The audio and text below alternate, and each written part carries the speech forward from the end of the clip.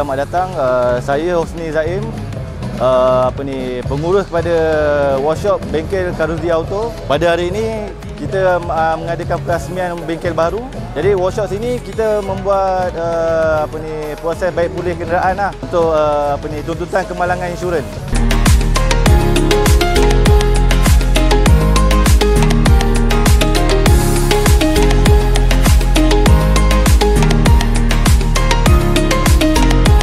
Jadi hari ini adalah hari bersejarah yang mana pembukaan workshop baru Caruzi Auto, dan kita akan adakan majlis kesyukuran untuk pembukaan workshop ini. Dalam pada masa sama hari ini juga kita nak meraihkan kejayaan kita, misi banjir ke Kelantan tahun lepas yang melibatkan 5 badan.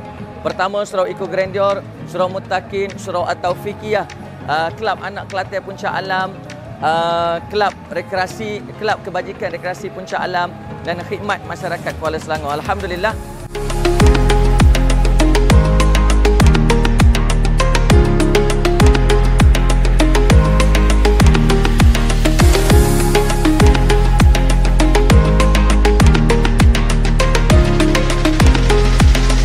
Saya mewakili Yang Berhormat Datuk Harrison Hassan Adun Jeram ingin mengucapkan tahniah kepada Caruzi Auto A to Z di atas pembukaan cawangan yang kedua.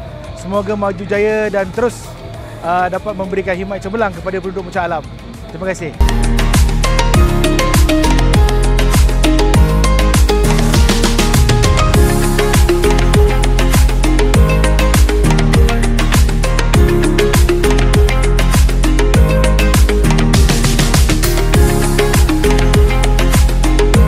Bismillahirrahmanirrahim. Assalamualaikum semua.